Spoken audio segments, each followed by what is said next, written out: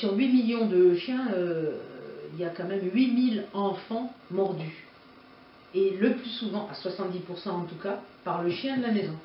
Et le chien le plus incriminé, c'est le labrador. Pas parce qu'il est plus mordeur que les autres, mais parce qu'il y a des modes, et donc il y a plus de labrador dans les familles. C'est un animal d'instinct surtout, d'accord? Après, il y a un peu l'éducation qui prend le dessus sur l'instinct, mais c'est surtout les instincts qui en général viennent en premier. Pourquoi? Tout simplement parce que le chien, il a un cerveau, un petit cerveau, de l'équivalent d'un enfant de 3 ans. Il mémorise tout, mais il n'a pas un cerveau qui lui permette d'analyser. Il n'analyse pas. Donc quand il va se passer quelque chose, il ne peut pas se mettre à analyser. Ah oui, mais non, il ne faut pas que je fasse ça. Non, ça c'est de l'analyse. D'accord? Il va réagir par instinct. Vous avez déjà vu les chiens qui grattent comme ça avant de se coucher tout en tournant en rond? Donc, quand ils étaient livrés à eux-mêmes, ils faisaient ça pour se débarrasser l'endroit où ils allaient se coucher de araignées, scorpions ou autres petits animaux nuisibles. Là maintenant, ils sont dans un couchage bien propre qui sort de la machine, et puis ils sont là en train de gratter. Donc les instincts, ça dure, hein, des milliers d'années après, il y a encore l'instinct. Vous avez déjà eu des chiens qui font ça, d'aller se frotter contre une charogne ou une bouse quelconque de cheval? Elle le fait, d'accord? Pourquoi est-ce qu'ils font ça? Lorsqu'ils étaient livrés à eux-mêmes, ils étaient pleins de parasites, et ils allaient se frotter contre une charogne ou une bouse, et une partie des parasites allait sur cette charogne, tout simplement. Ne touchez pas un chien qui dort.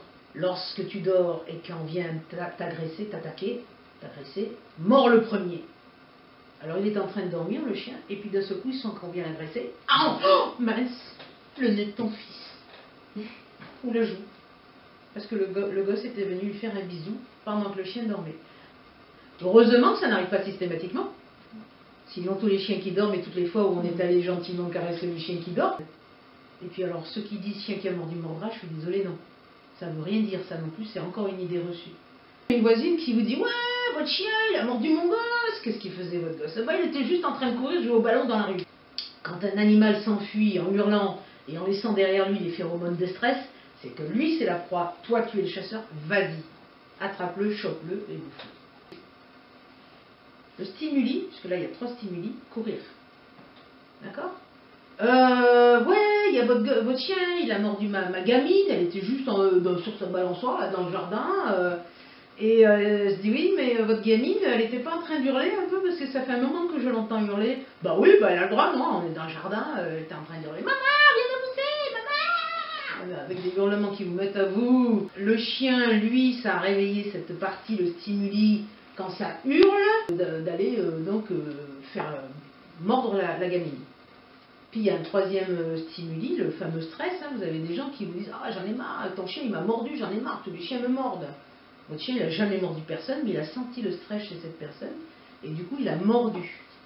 Et malheureusement, des fois, les 3 stimuli peuvent être aussi en présence. Donc je vous raconte un des accidents, mais il y en a eu d'autres, et c'est pour ça qu'on dit, ne laissez pas les enfants seuls avec le chien. Oui, moi je travaille et je rentre à 5h30, donc quand mon enfant rentre à 4h30 et qu'il est seul pendant 1 heure, je fais comment? Je vais déjà vous raconter ce qui s'est passé, et puis ensuite vous verrez si vous voulez prendre des précautions, parce que heureusement il y a des précautions qu'on peut prendre pour que l'enfant ne soit pas seul avec un chien. Donc qu'est-ce qui s'est passé dans cette histoire qui malheureusement est arrivée assez souvent? Cette dame est descendue chercher son pain en bas de l'immeuble. Et donc elle a fermé à clé et elle a laissé son enfant de 6 ans avec son chien de 6 ans. Alors qu'est-ce qui s'est passé? Le gosse était en train de jouer, tiens, il courait autour de la table, à un moment il s'est cogné contre l'angle, évidemment il y a eu un trou, ça a coulé, le sang qui coule, là c'est très pour un enfant, c'est très dramatique, et finalement, d'accord, donc il s'est mis à hurler, maman, je sais, maman, courir vers la porte pour essayer de l'ouvrir, mais elle était fermée à clé, courir vers la fenêtre pour essayer d'appeler sa mère dehors, mais il y a des sécurités, donc cet enfant était dans ce complet stress, en train de courir dans la maison, qui plus est, facteur un petit peu aggravant aussi, en train de saigner, et de hurler, donc maman, etc., le chien l'a chopé. Et quand la dame a ouvert la porte, les bras en sont tombés avec les pains parce que son gamin était en pièces.